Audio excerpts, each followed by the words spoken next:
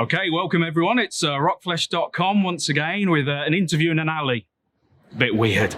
Look who I bumped into around the back of Rebellion in Manchester. It's Howard Fang, isn't it? From Yes, Within Destruction. That's right. They're playing Slamchester tonight. So, so excellent stuff. Almost halfway through your European UK tour, I believe, is it? Ish? Yeah, more or less. I mean, I would say 1/3 of the way. Yeah. About that. And this is off, I'm right in thinking this is off the back of an Asian tour, US tour, an Australian tour. You must be tired. You must be really tired. Honestly, before this tour, we had a month off. And I think if we didn't have that month off, we wouldn't be where we are right now if we didn't take that time off, you know? Exactly. Yeah. No, it's really difficult. But you must, I mean, most musicians love playing live. I mean, compared to recording and writing, how do you place those three things in order of preference? Oof. I mean, for me, I am a songwriter and producer, so for me, writing is going to be on top. But a close second to that would be touring, because I love playing the music that we write together, especially like new music to old and new fans. It's just like a feeling it just feels amazing that people are actually coming out and supporting our music and going crazy to our music. So, excellent. I think everyone always puts recording bottom of the list, really. It's you know. Yeah, I mean, I can understand that, but I actually really do like recording. It's a lot of fun. Production side as well obviously speaks to you. Yeah. So definitely excellent. So let's talk about the new album. It dropped last week. Yep. Lotus. Yes. It's a fantastic album. Thanks, it feels like, I think it feels like a natural progression. I don't know what you feel. Obviously, you joined the band a couple of years ago now, is it? Yeah, so I officially joined the band 2020, and this was before Yokai was released. Yep. So, I was in the writing process for Yokai, and I feel like Lotus is just like the natural progression from Death Wish to Yokai, now Yokai to Lotus. Like, that's just how it's supposed to be, you know? Exactly. I think, for those who maybe don't know the kind of background, I think very much you'd say Death Wish is almost like last time that you were very much deathcore slam, almost kind of straight up that. And then Yokai was that first kind of moving into that electronic sound that I think we see a lot with kind of Alpha Wolf and 1056 and those kind of guys. But I think with Lotus, we've got a lot more melody, you might say, or like those kind of catchy choruses, kind of Betraying the Martyrs type feel with the clean vocals and that. So is that something that you feel you brought, it was naturally with you joining the band that came forward a bit more, or was it always going to happen? I think it was a direction that was going to happen regardless. To be honest, I really wanted to implement clean, just like totally clean vocals on Yokai. However, we thought maybe that was just too much of a difference, you know, going from straight up slam to, you know, clean vocals on a chorus or something like that. So in terms of what the band wanted, this is what we wanted. You know, we wanted big choruses. We wanted clean vocals, just because with clean vocals, you can kind of play with harmonies in a way that you can't really do with just screams. Yeah. So I think even if I didn't join the band would try to do something like this. Sure. But yeah, it's just the natural progression, man. Definitely. Yeah. I think like some of the elements that you hear certainly in Lotus, but I mean, Yokai obviously was the first time that we really saw that kind of Japanese tech sound, some trap, some almost like pop elements as well. I think, obviously that probably stems from some of the personal interests, the manga, the anime kind of feeling as well, with the kind of aesthetic. Is that an important part of kind of all of your lives, like outside of music, that kind of culture, as it were? I think for Roke and Luca, like they're huge anime fans. I'm very normie in terms of the stuff that I watch. I like Death Wish, Tokyo Ghoul, Attack on Titan, like the very, very base level stuff. The other guys are much more into that. So we have them to thank for that direction and in terms of the aesthetic decision. Yeah, it's really just like on those two, to be honest. Cool. Yeah, no, excellent. Well, because we've got you by yourself, we can talk a little bit about your setup. Hopefully, the guitar setup that you've got. So what guitar are you playing tonight? Is it you got a few different ones, or is it the one workhorse that you like to stick with? So on this tour, I'm rocking 2 ESPs. So this year I signed on with them. So I'm an ESP artist now. I play. Go buy an ESP. Definitely do. You can't go wrong with that. Sick plug, dude. So I have an ESP E2 M7 Evertune. So it's 27-inch scale. Evertune Fishman pickups. It's got that M body shape, reverse headstock, and it comes in this amazing like granite sparkle finish.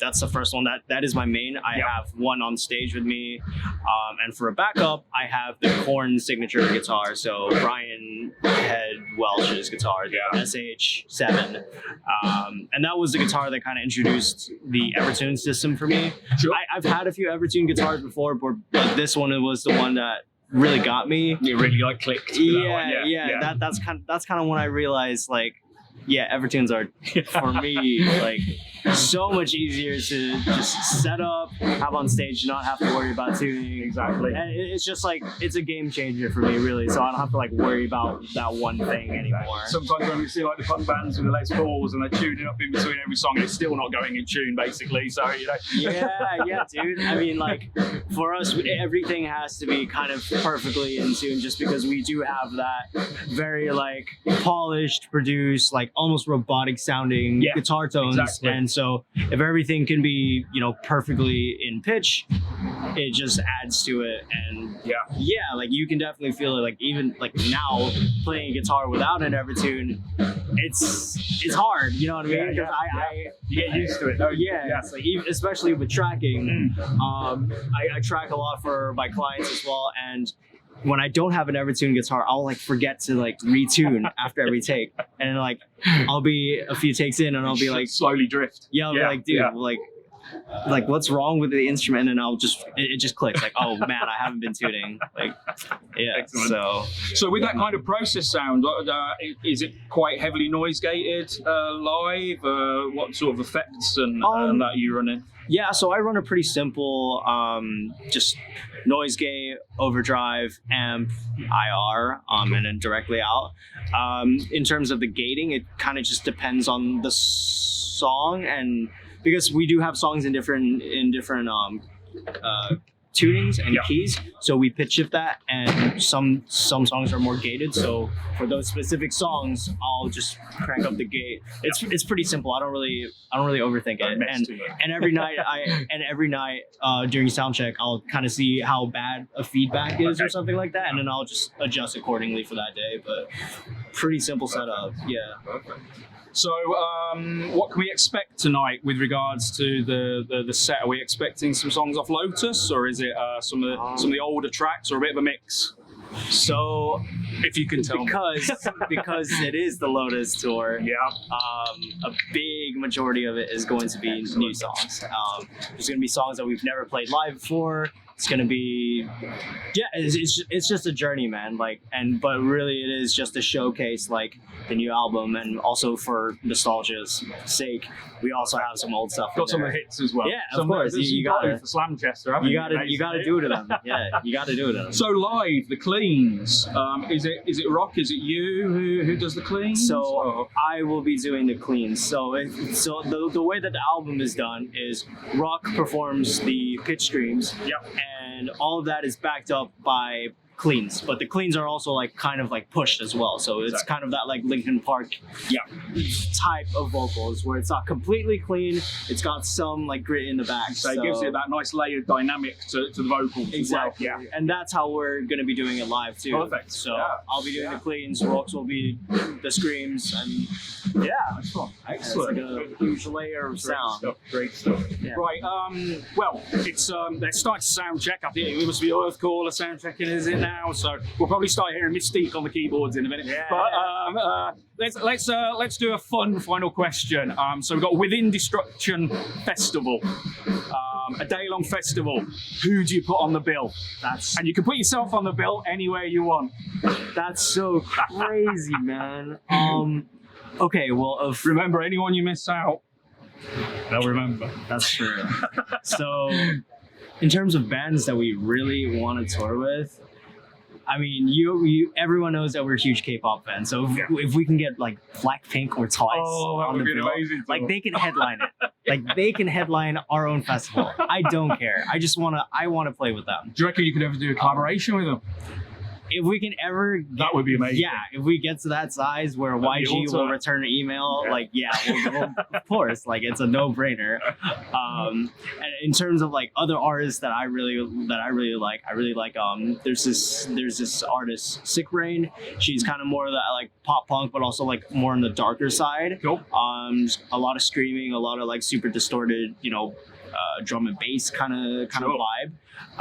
Willow is sick. I really like Willow. In terms of heavier bands, I'd have to think about that because I haven't really been in that circle. I mean, a band off the top of my head would be like 1056 because they're sick. Yeah, they are great. They are great. They are a ROCKFLESH.com favorite. Exactly. So like, I'm a huge fan of their tone. Like, exactly. Their guitar. Exactly. And actually, I think you can kind of tell that in the Lotus record. Anyone who's kind of like a 1056 fan will absolutely love. Certainly, the vocal production. I think is very close with that Aaron Matz kind of style. Anyone who likes Aaron Matz vocals is going to love Rock's vocals, especially on Lotus. But yeah, also I like the guitar stuff as well, like the whammy stuff, just like the weird, dissonant stuff that they do. We like that too. Brilliant. Yeah, dude. Excellent. Well, thanks once again, Howard, for joining us. Enjoy the gig tonight. Don't forget, as well as this interview, we'll have the full review of tonight's gig and photos from tonight's gig on rockflesh.com. So go check it out. Thanks very much.